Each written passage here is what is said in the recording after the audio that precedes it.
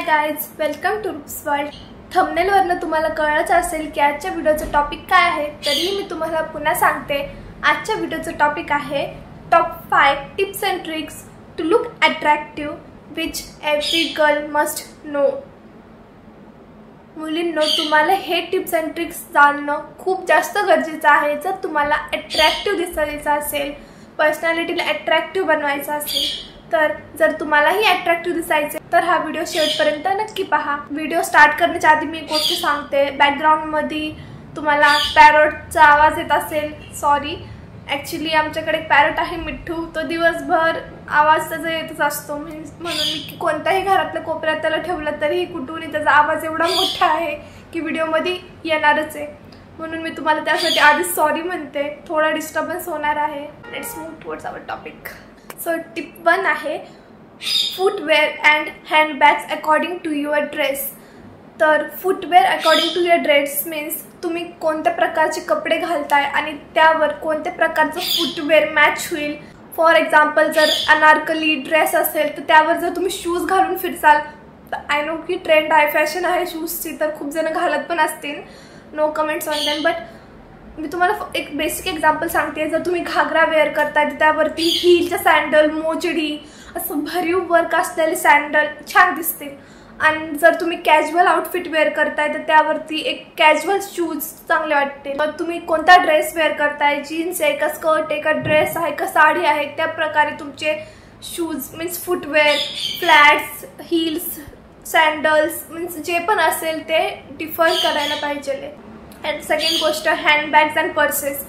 तर तुम्ही तुमच्या आउटफिटप्रमाणे हँडबॅग आणि पर्स कॅरी करू शकता। जर तुम्ही पार्टीवेअर साडी वेअर केली असेल तर त्यावर तुम्ही सिल्वर हँडबॅग मीन्स पर्स मिळते ती यूज करू शकता, ती कॅरी करू शकता।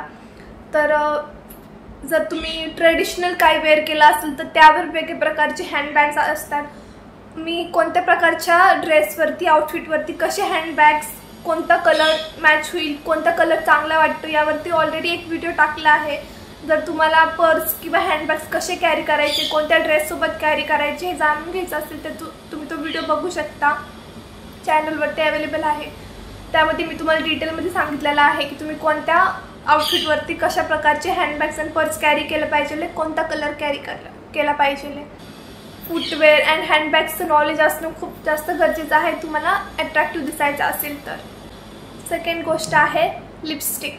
तर जर तुम्ही मेकअप जरी नसेल केला तरीही जर तुम्ही फक्त लिपस्टिक लावली तर विदाऊट मेकअप ओनली लिपस्टिकसुद्धा खूप भारी दिसते।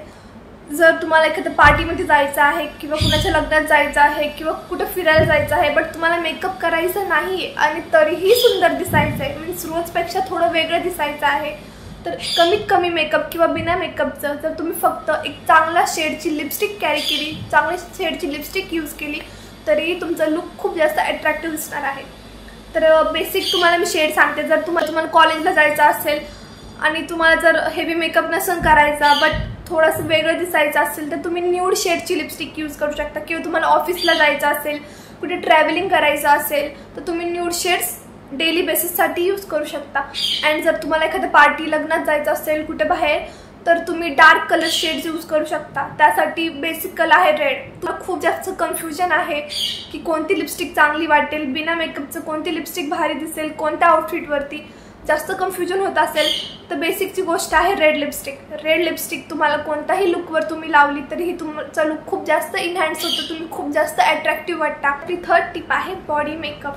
तर तुम्ही फेसचा तर भरपूर मेकअप करता बट बॉडीला काहीच लावत नाही आणि मग डिफरन्स लगेच जाणून येतो की तुम्ही फेसवरती भरभरून मेकअप केलेला आहे अँड तुमची बॉडी डल दिसते।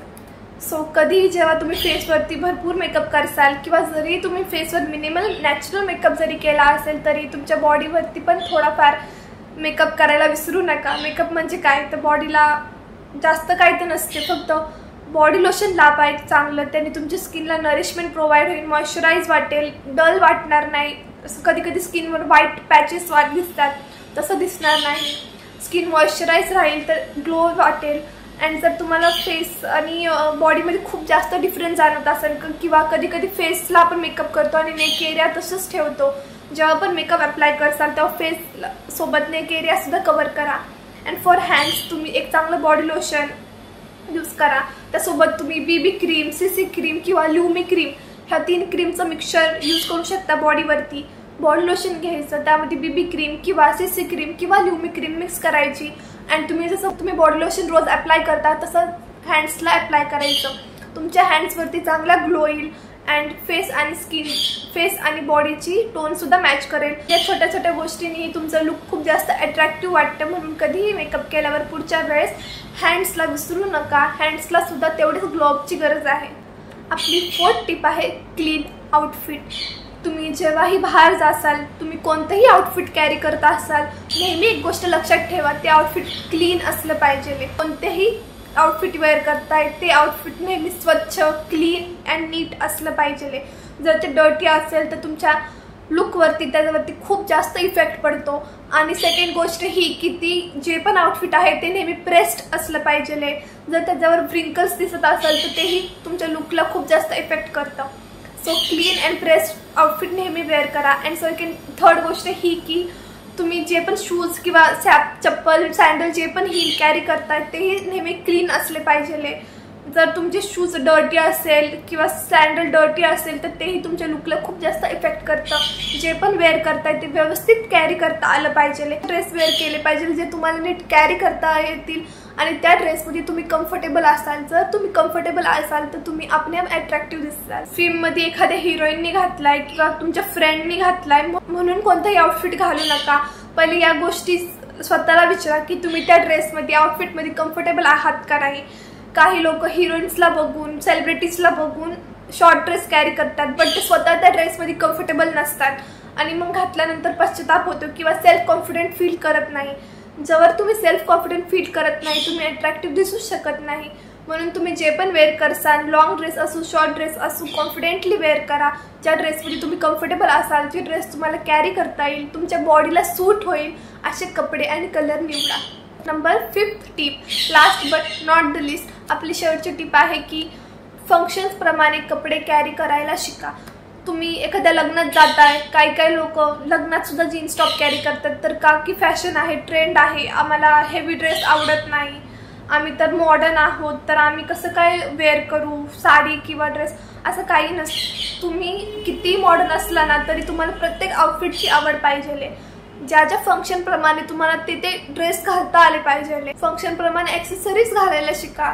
तुम्ही जर काठापदराची साडी घालत असाल किंवा पार्टीवेअर साडी घालत असाल तर त्यावरती वेगवेगळी ज्वेलरी कशी घालावी, जर यावर तुम्हाला व्हिडिओ पाहिजे असेल तर मला कमेंट सेक्शनमध्ये सांगा, मी यावर नक्की दुसरा व्हिडिओ घेऊन येईल। त्यात मी तुम्हाला सगळं सांगेल, कोणत्या प्रकारच्या साडीवर, ड्रेसवर, जीन्सवर, वेगवेगळ्या आउटफिटवर कशा प्रकारचे दागिने किंवा ज्वेलरी, ॲक्सेसरीज कॅरी केली पाहिजे। आता तुम्ही म्हणसाल की जीन्सवर कशी ॲक्सेसरीज कॅरी करणार, बट जीन्सवर सुद्धा वॉच, छोटे छोटे स्टड्स किंवा कोणते हेअरबँड्स, क्रंचीज और रिंग्स, हँड रिंग्स, ब्रेसलेट हे पण असतं।